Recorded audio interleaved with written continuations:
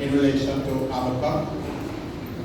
I stand here today and I am the twins. It reminds me of when Joshua and us led the children into Jericho. And I tell you why. Because there are so many younger generations, some of whom we weren't here when the vision started. And then there's some older one of us that have been here since then.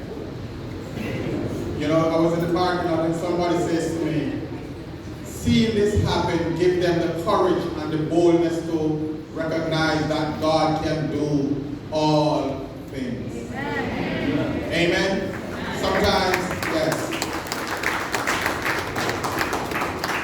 And so though the vision, Tarek, the word says, wait. Because there's an appointed time. And a lot of us thought this appointed time would have been many years ago. But it is here and it is here today. Yes. Amen? Amen. And no matter what happens, then God has an appointed time for everything. Even if there were mistakes in the middle of your situation, God has an appointed time to make sure that it comes to pass. So we're here today, having come a long, long way. And it gives me great pleasure this evening to see this happening. Amen? The answer for me is surreal. Yes? To see really happening, coming to pass. That what God has promised us then, we are now in that next chapter of it. So let me take this opportunity this evening to welcome each and every one. I say good evening to all. Amen? I recognize in the congregation, I recognize Reverend Thomas French and Mrs. French.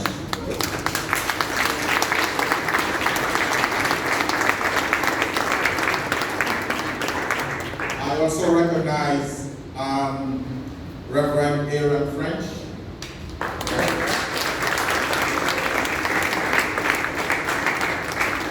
And sitting right in front of me, one of the young lady, and when I was going through my emails and see the correspondences in relation to this, Sister Ellen Begay.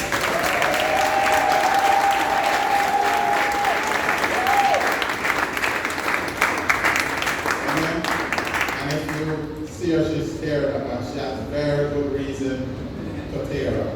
It's been a long, long journey, and we're here. Pastor Alison Evans, Georgetown.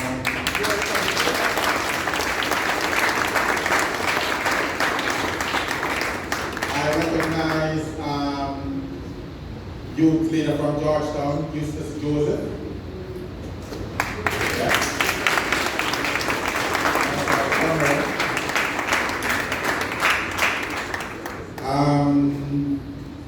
Jacob Ebersoul and Gina Howard, Christ All Nation, we recognize you.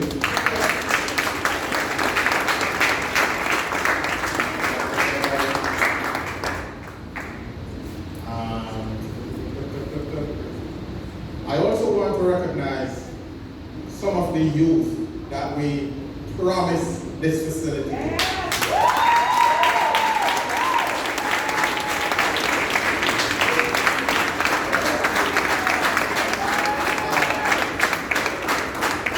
Princess, will you please stand up? Stand up, Princess. You don't mean to embarrass you. And the next young lady beside Princess, stand up. The young man beside you, stand up. Who else? Come on, you all stand. Yes. Keep standing. Keep standing. Yes. Alexander, stand up, yes. So, we promised you this facility. We gave you our word that it would happen.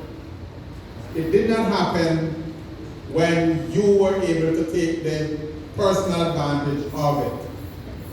But, like I said to a few of you outside, it is now given to you, your children, your children's children, your spouses, amen? Because